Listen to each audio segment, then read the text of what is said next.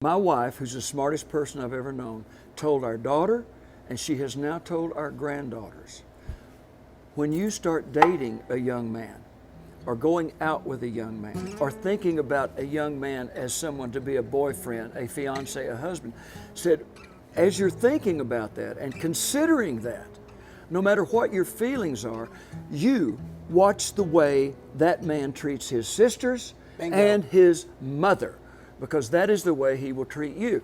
So if you don't stand up when she walks in a room, if you don't help her on with her coat, if you don't go open the door for her, don't even swap spit with him. He's not worth your time. Do it. He will treat you that way. Bingo. So my father treated my mother that way, my grandfather, and I have tried to treat Janice that way. Respect to a woman is deference to her. Let's use that word. Absolutely. So respect to a woman as a man is deference. And it's manliness. It is the bowing of the head. It is, you have more jurisdiction than I have. Mm-hmm. That's why I open the door. That's why I do this. That's why I bow. That's why whatever you want, you got it. I'm here for you, whatever you want. That's part of being masculine, is deference to the woman, to the female. Without question. And they have spun that to mean this twisted version of it.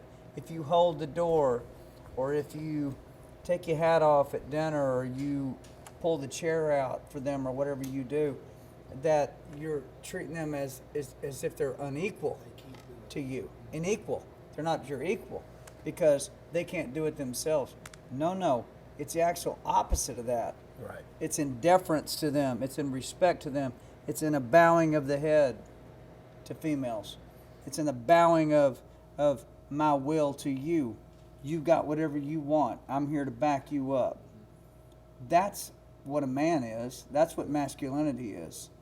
It is the ability to overcome your own testosterone and yield to the will of the woman. That's a real man. And let me say that. Let me say this one thing. We Sure. Think about this. We're the only culture in the world historically, Western civilization. We're the only ones that do not have a ceremony whereby we call our boys into manhood. Jews had a bar mitzvah. Native Americans had a vision quest, whatever you want to call it. All these things. There was a ceremony where now you're part of the tribe, you're part of the village, you're part of the men. We don't have that. And so what we have, consequentially, is we got a bunch of men who hit 40 years old, and guess what? Up here, they're still in their adolescence. They still objectify women.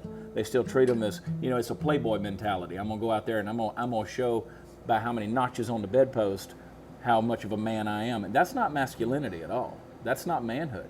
That is, and we've all done it. Look, we've all gone out there and we've all fallen into that trap, that downward spiral cycle of going out there and trying to show how macho we are based on the conquest and all of these things. That's an adolescent mindset. That's what 13-year-olds do when they get the JCPenney catalog and they find the lingerie section. 40-year-old men shouldn't be that way. 30-year-old men shouldn't be that way. But we haven't called our boys into manhood and say, you know what? I went to my father. He's a hard man. He was not a man of many words. And I went to my father when I was 21 years old, and I said, Dad, I want to know how you see me.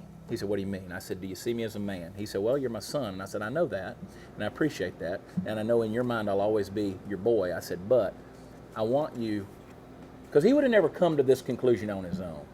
I said, I want you to think of me as a man, And that was a hard conversation for me to have, but I needed to hear my father think of me as a man, and it made a big difference.